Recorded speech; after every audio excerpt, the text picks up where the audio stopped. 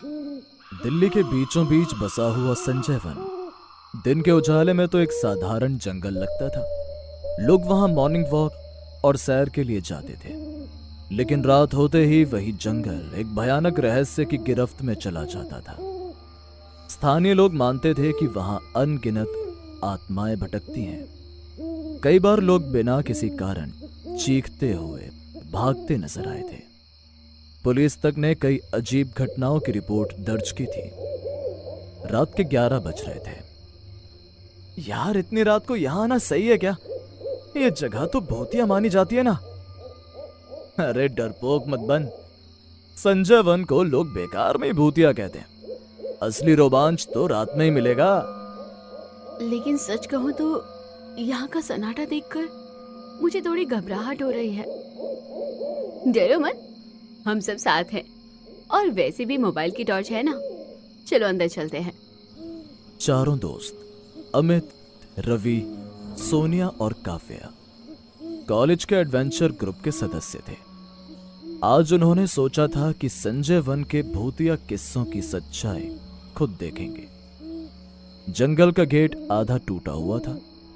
हवा पेड़ों के बीच सरसराहट करती हुई अजीब सी फुसफुसाहट पैदा कर रही थी। जैसे ही वो अंदर बढ़े, अचानक उल्लू की आवाज आई, जिससे अमित घबरा गया। ये कैसी आवाज थी? अरे पागल, उल्लू था। यहाँ उल्लू, कुत्ते, लोमड़ी, चमगादड़ ये सभी मिलेंगे। इन जानवरों की आवाजों के कारण ही लोगों को लगता है कि यहाँ कोई भूत है। लेकिन सोनिया को कुछ और ही महसूस हो रहा था। उसके कानों में धीमी धीमी आवाज आई, मदद करो, मदद करो। क्या तुम लोगों ने सुना? क्या कोई औरत मदद के लिए पुकार रही है? तीनों ने ध्यान लगाया, लेकिन उन्हें कुछ सुनाई नहीं दिया। लगता है तुझे अभी से ही भ्रम होने लगा है। करीब 20 मिनट चलते चलते वो जंगल के भीतर गहराई तक पहुंच गए। मोबाइल के टॉर्च की रोशनी दूर तक नहीं जा रही थी। पेड़ों की लंबी छायाएं जमीन पर डरावने अक्स बना रही थी। अचानक अमित रुक गया। रुको, वहां देखो, वहां कोई खड़ा हुआ है। सबने देखा। दूर एक पेड़ के नीचे सफेद साड़ी पहनी हुई औरत खड़ी थी। उसके लंबे बाल हवा में उड़ रहे थे। ऐसा लग रहा था कि वो इस घने जंगल में अकेली थी, क्योंकि उसके आसपास कोई और इंसान दिखाई नहीं दे रहा था। ये कौन है? और इतनी रात को इस घने जंगल में अकेली क्या कर रही है? लगता है कोई और भी यहाँ घूमने आया है। चलो चलकर उसी से पूछते हैं। वो औरत धीरे धीरे उनकी ओर मुड़ी। उसका चेहरा बिल्कुल सफेद, आंखें लाल जैसे अंगारे, होठों से खून टपक रहा था। चारों के पैरों तले जमीन खिसक गई। वो औरत अचानक हवा में गायब हो गई। उन सबको समझ ही नहीं आ रहा था कि अभी जो उन्होंने देखा वो सच था या कोई भ्रम। यहाँ जो कुछ भी हो रहा है वो नॉर्मल नहीं है। ये कोई नॉर्मल टूरिस्ट नहीं, बल्कि इंसानी रूप में कोई प्रेत आत्मा है। तभी अचानक से वो सफेद साड़ी वाली औरत उन सबके सामने आ जाती है। एकदम से सामने आई उस औरत को देखकर सभी चौंक जाते हैं। तुम लोगों को किसी ने बताया नहीं क्या कि ये जगह जिंदा इंसानों के लिए नहीं है, या फिर तुम सब भी यहाँ मरने के लिए आए हो?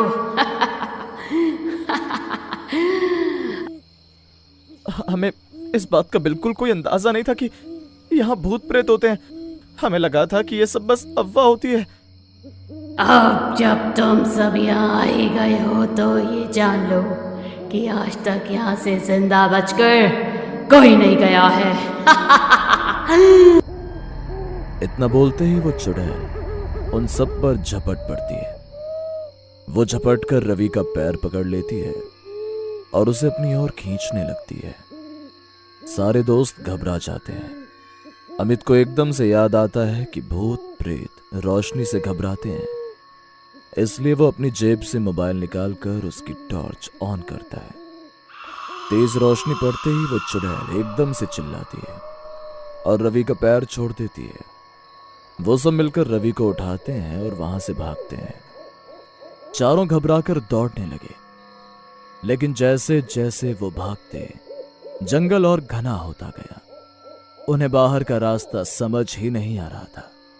वो जिस भी रास्ते पर जाते वो रास्ता भी बिल्कुल पिछले रास्ते जैसा ही दिखाई देता।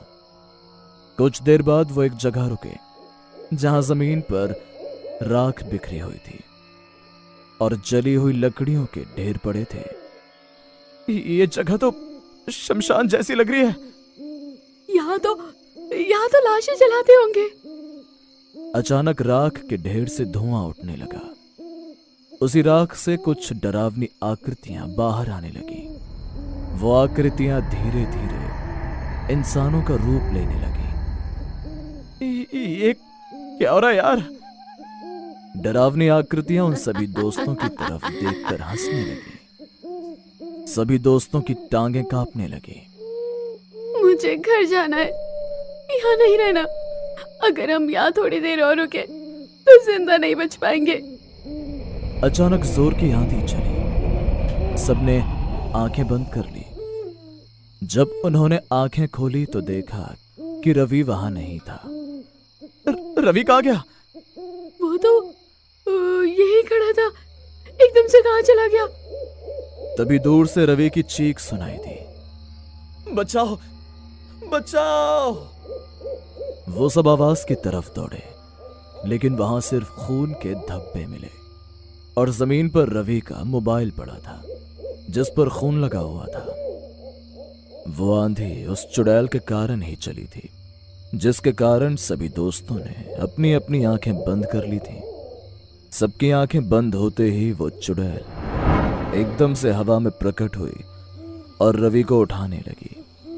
रवि ने अपना बीच बचाव करते हुए उस चुड़ैल से लड़ने की कोशिश की, पर वो चुड़ैल रवि से काफी ताकतवर थी। उसके आगे रवि की एक न चली।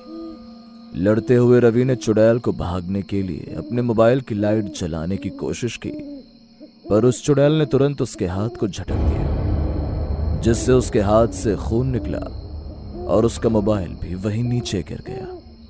मोबाइल गिरते ही रवि के पास कोई और चारा नहीं था, जिससे चुड़ैल आसानी से उसे अपने साथ ले गई। नहीं, ये नहीं हो सकता। ये चुड़ैल बहुत शक्तिशाली है, हम इससे नहीं लड़ सकते। अगर हमें अपनी जान बचानी है तो अभी के अभी यहाँ से बाहर निकलने का कोई रास्ता ढूंढना होगा, नहीं तो सुबह तक हम सब की केवल लाशें ही यहाँ मिलेंगी। पता नहीं क्यों, पर मुझे अभी भी ऐसा लग रहा है कि ये सब जो भी हो रहा है उसके पीछे किसी का हाथ है। कोई हमें मारना चाहता है, पर कौन? हमने किसी का क्या बिगाड़ा है? सोनिया ने अचानक वही धीमी आवाज दोबारा सुनी, मुझे मुक्त करो। तुम लोग सुन रहे हो ना? कोई औरत बार बार कह रही है, मुझे मुक्त करो। शायद ये जगह सच में श्रापित है। अचानक सामने वही सफेद साड़ी वाली औरत फिर से दिखाई दी, लेकिन इस बार वो रो रही थी। मैं इस जंगल में कैद हूँ। जिसने मुझे मारा था उसने मेरी आत्मा को बांध दिया। तुम सब यहाँ से भाग जाओ, वरना। उस औरत का ये रूप देखकर तीनों दोस्त अब ये तय नहीं कर पा रहे थे कि वो औरत लोगों को वहां बुलाकर मारती थी या फिर वो खुद वहां फंसी हुई थी, जिससे निकलने के लिए वो ये सब कर रही थी। मुझे लगता है कि इस औरत को हमारी मदद की जरूरत है। हमें इसे यकीन दिलाना होगा कि हम यहाँ इन्हें नुकसान पहुँचाने नहीं, बल्कि इनकी मदद के लिए जो भी हमसे हो सके हम वो करने के लिए तैयार हैं। वो डरावनी औरत कभी एकदम से उदास हो जाती तो कभी एकदम से गुस्से में आ जाती। ऐसा लग रहा था कि वो अपनी भावनाओं को काबू में नहीं रख पा रही थी। उसकी आंखों से खून बहने लगा। अचानक उसके पीछे दर्जनों छायाएं खड़ी हो गई और हर छाया इंसानी कंकाल जैसी दिख रही थी। अब तीनों दोस्त बुरी तरह फंस चुके थे। हमें छोड़ दो, हम यहाँ किसी को नुकसान पहुंचाने नहीं आए हैं। तुम लोग यहाँ से भाग नहीं सकते। जब तक मेरा बदला पूरा नहीं होता तुम लोग यही रहोगे। तुम्हें किससे बदला चाहिए? औरत ने अपनी लंबी उंगली से पास की मिट्टी खोदी। वहां से एक टूटी हुई चूड़ी और खून से सनी हुई चाकू मिली। मुझे मारने वाला आज भी जिंदा है। वो इस जंगल में आता है, उसकी आत्मा मुझे चैन नहीं लेने देती। क्या तुम हमें बता सकती हो कि वो कौन है जिसने तुम्हें मारकर तुम्हें यहाँ ऐसी हालत में फंसा दिया है? हम तुम्हारी आजादी में तुम्हारा साथ देना चाहते हैं। मुझे इंसानों पर भरोसा नहीं है। इंसान बोलते कुछ और है और करते कुछ और है। तुम हमें बाकी इंसानों जैसा मत समझो। हम जो बोल रहे हैं वही सच है। हम सही में तुम्हारी मदद करना चाहते हैं। बदले में हम बस यही चाहते हैं कि तुम हम सबको मत मारो। अचानक सबके पीछे कदमों की आवाज सुनाई दी। कोई आदमी टॉर्च लेकर आ रहा था। वो था रेंजर संजय, जो इस जंगल की देखरेख करता था। उस औरत ने जैसे ही रेंजर संजय को देखा, वैसे ही उसकी आंखें आग की तरह जलने लगी। यही है मेरा हत्यारा। रेंजर संजय का चेहरा पीला पड़ गया। वो समझ नहीं पा रहा था कि ये सब क्या हो गया था। संजय ने वहां आने वाले टूरिस्ट में ये अफवाह फैलाई थी कि यहाँ का भूत प्रेत किसी को भी पकड़कर उसे मार देता है, पर सच्चाई यही थी कि वो चुड़ैल केवल उन पर ही हमला करती थी जिनसे उसे खतरा महसूस होता था। वो उस वन की सीमा लांघने वाले इंसानों पर यही सोचकर हमला करती थी कि वो उसी रेंजर के दोस्त हैं और उसी से मिलने आए हैं, जिसलिए वो उन पर हमला करके उन्हें मार देती थी ताकि वो संजय से बदला ले सके। नहीं, ये तुम क्या बोल रही हो? ये झूठ है। लेकिन तभी जंगल गूंज उठा। सब छायाएं एक साथ चीख उठी। हत्यारा, हत्यारा! और देखते ही देखते सफेद साड़ी वाली औरत ने संजय को अपने बालों में जकड़ लिया। उसकी चीख गूंजती रही और वो अंधेरे में खिंचता चला गया। धीरे धीरे संजय की चीखें शांत हो गईं। अब जंगल में फिर सन्नाटा था। सफेद साड़ी वाली औरत अचानक शांत हो गई। मेरा बदला पूरा हो गया, अब मैं मुक्त हूं। उसका शरीर धुएं में बदल गया और धीरे धीरे आकाश में विलीन हो गया। तीनों दोस्त स्तब्ध खड़े थे। उन्हें समझ नहीं आ रहा था कि उनके साथ क्या हो रहा था। रवि, वो कभी वापस नहीं आएगा। ये जगह सच में श्रापित है। यहाँ जो भी आता है शायद कभी लौट कर नहीं जाता। मुझे लगता है कि अब ये वन श्राप मुक्त हो गया है। यहाँ आने से पहले मैंने बिल्कुल नहीं सोचा था कि यहाँ मुझे सब देखने को मिलेगा।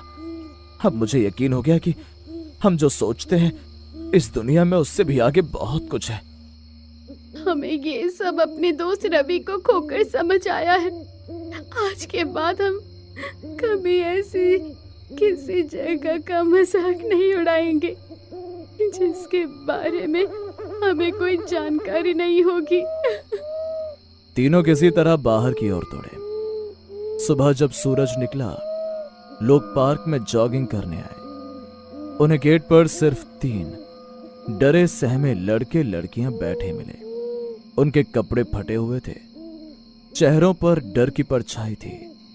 उन्होंने जो कहानी सुनाई उसे सुनकर किसी ने यकीन नहीं किया, लेकिन सच ये था कि रवि कभी वापस नहीं आया।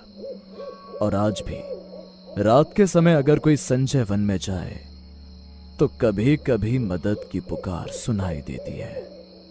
और कुछ लोग कहते हैं कि वहां अब भी एक लड़के की आत्मा भटकती है। तो क्या दोस्तों, आप भी तैयार हैं संजय वन जाकर अपनी कहानियां हमारे साथ शेयर करने के लिए?